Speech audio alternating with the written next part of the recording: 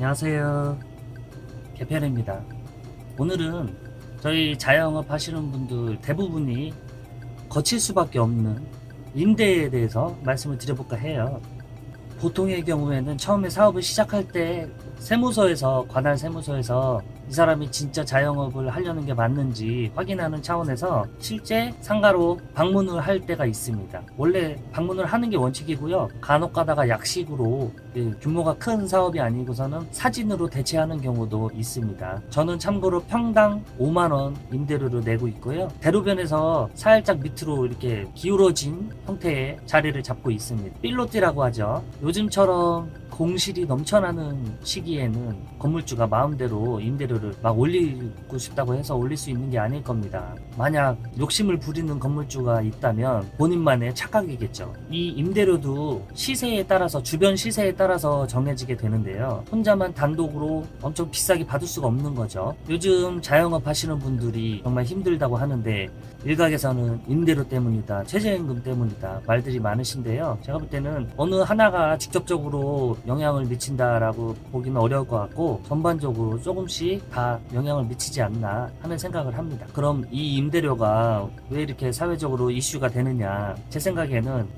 우리가 누구나 갖고 있는 시기심 때문이 아닌가, 질투심 때문이 아닌가 싶어요. 누구나 건물주가 되고 싶어 하죠. 그런 반면에 건물주를 갑질한다는 이유로 깎아내리고 있습니다. 우리가 되고는 싶어 하는데 정말 건물주가 나쁜 사람들이냐, 그렇진 않은 것 같아요. 이거는 역시 케바케인 것 같은데 그 건물주 개인의 성향인 것 같아요. 우리 편의점 점주님들 중에서도 주유수당 안 주시는 분들 아직까지 많이 계시는 것 같아요. 그 역시 마찬가지로 그 편의점 사장님의 개인적인 문제겠죠. 편의점 점주라고 해서 다 악랄하냐, 그건 아니잖아요. 이와 마찬가지로 건물주라고 해서 다 나쁜 사람들은 아니다, 이런 말씀을 드리고 싶어요. 그리고 몇 번 말씀을 드렸었는데 요즘처럼 저렴하게 임대를 구할 수 있는 시기가 또 있을까 싶을 정도로 요즘에 공실이 많기 때문에 저희 입장에서는 선택권이 넓어진 거고 임대인 입장에서는 경쟁이 그만큼 많아졌기 때문에 상대적으로 싸게 내놓을 수밖에 없는 상황이 된 거죠. 경기가 전반적으로 침체돼 있다고는 하지만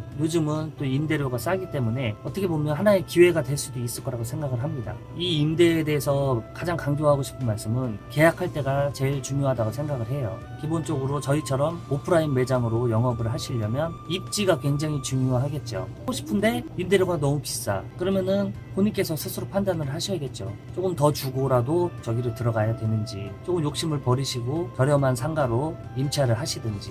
하나 상식적으로 말씀을 드리면 1층이 가장 비싸죠. 이거는 누구나 알고 계실 거고 2층과 3층의 경우에는 통상적으로 1층에 20% 다운된 가격으로 얻으실 수 있습니다. 최소 20%. 그리고 대로변에서 한 블럭 뒤쪽에 있는 라인 역시 마찬가지로 20% 절약하는 차원에서 임대를 얻으실 수 있습니다. 그런데 이것도 역시 마찬가지로 주변 시세에 따라 가는 거기 때문에 딱 제가 확답을 드리기는 애매한데요. 그냥 대략적인 느낌으로만, 요 정도 느낌으로 알고 계시면 될 것 같다 하는 차원에서 어떤 경우에는 2층, 3층은 1층에 50% 가격으로 설정이 되는 경우도 있어요. 제가 있는 건물이 1층이 100만원이다 월세가, 이럴 경우에 2층과 3층은 50만원에서 80만원 정도의 가격으로 형성이 된다. 대략적인 큰 틀에서만 알고 계시면 될 것 같아요.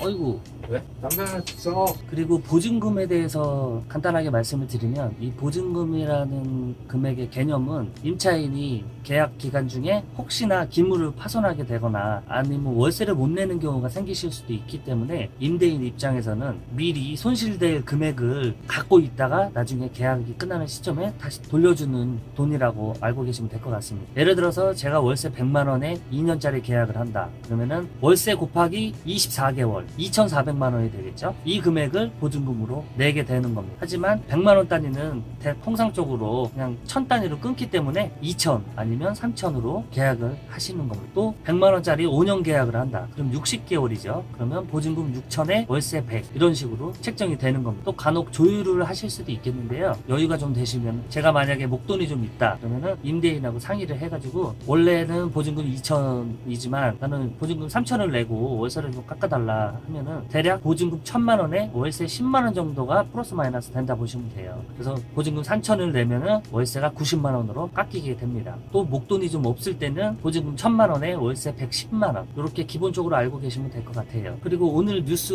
아마 다들 보셨을 텐데 이제 정부에서 신도시를 새로 개발을 한다고 하죠. 총 4차에 걸쳐서 30만 가구를 제공하려고 나라에서 추진을 하고 있는데요. 오늘 뉴스에 나온 내용은 고양시 창릉에 3만 8천 가구 그리고 부천시 대장이라는 곳에 2만 가구 신도시 개발을 한다고 합니다. 2022년 입주를 목표로 하고 있다고 하는데요. 이런 신도시는 복불복이라고 봐요. 왜 그렇게 생각하냐면 이 도시라는 거는 즉 번화가라는 것은 아마 주변에서 보실 거예요. 구도시하고 신도시 옮겨가게 돼 있어요. 제가 예를 들어서 고양시 신도시로 들어가려고 한다. 신도시는 보통 거품이 끼게 돼 있어요. 권리금이. 그래서 이 거품이 빠지기 전에 단기적으로 수익을 내고 빠져나올 건지 아니면 장기적인 투자 개념으로 거기서 장사를 5년이고 10년이고 쭉 유지를 할 건지 판단을 잘 하셔야겠습니다.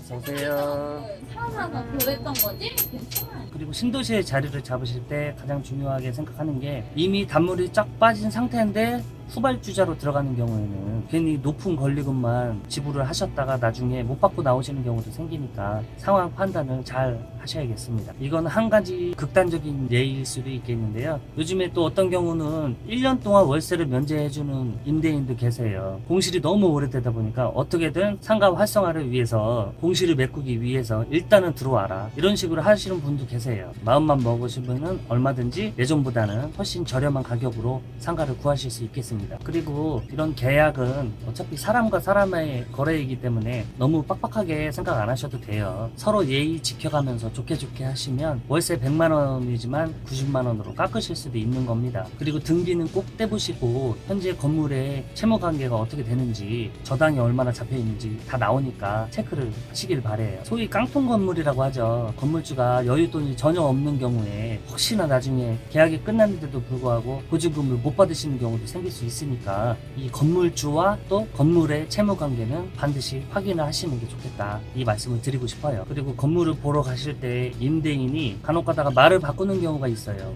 예를 들어서 처음에 보러 갔을 때는 권리금 10만 원에 준다고 했는데 막상 계약하려고 하는데 그 당일날 권리금 15만 원으로 하자고 전화가 오고 뭐 이런 경우는 허다해요. 갑자기 계약하려고 도장 찍으려고 그러는데 계약서를 봤더니 권리금이 15만 원으로 올라가 이런 경우가 있어요. 그리고 싱크대가 있는데 싱크대가 너무 수도꼭지가 노후돼가지고 갈아달라고 했더니 상가 보러 갔을 때는 임대인이 갈아준다고 했는데 막상 계약하려고 보니까 못 갈아준대. 이런 경우 있어요. 화장실 들어갈 때랑 나올 때랑 다르다고 하죠. 막상 또 임대인 입장에서는 계약을 하려고 하니까 아까운 거야. 이렇게 싸게 주기가 아까운 거야. 그렇기 때문에 임대인의 개인적인 성향도 꽤 중요하다고 생각을 해요. 사소한 거라도 약속을 잘 지킬 줄 아는 신뢰가 가는 건물주면 더 좋겠죠. 사소한 거를 별거 아닌 듯이 바꾸게 되면은 이런 부분이 임차인 입장에서는 나중에 시간이 가면 갈수록 굉장히 스트레스로 올 수가 있거든요. 그리고 또 하나 건물의 대표가 공동명의로 여러 명으로 되어 있는 경우는 가급적이면 피하는 게 좋지 않나 싶어요. 결국에는 이 자금이 엮여 있는 문제이기 때문에 아무리 친한 사이라도 싸우는 경우가 생기기 때문에 뭐 이것도 케바케이긴 하지만 되도록이면 이 분쟁이 날 수 있는 확률을 조금이라도 낮추려면 이런 여러 명으로 공동명의가 되어 있는 건물은 피하는 게 좋지 않나 하는 게 제 개인적인 생각입니다. 아무리 착한 임대인도 돈 앞에서는 무너지게 돼 있어요. 우리 사람은 누구나 그렇잖아요. 때문에 꼭 계약하실 때 원하시는 게 있으면은 계약서상에 특약사항에 명시를 해두시기를 바래요. 아무리 구두로 약속을 한다 해도 아무 기록이 없다면 무용지물이 될 수 있는 거기 때문에 녹음을 하는 것보다는 특약사항에 정확히 명시를 하시는 게 좋다고 봅니다. 자, 이렇게 오늘 우리 자영업자들이면은 누구나 거쳐갈 수밖에 없는 이 상가 임대하는 기본적인 큰 틀에서 말씀을 드렸어요. 되도록이면 거부감 안 들게끔 기본적인 상식선에서 말씀을 드렸습니다. 또 중간중간 제 개인적인 생각도 말씀을 드렸기 때문에 제가 지금 말씀드린 내용이 정답은 아니라는 점 강조드리고 싶습니다. 그러면 오늘 영상은 여기까지 하겠습니다. 고맙습니다.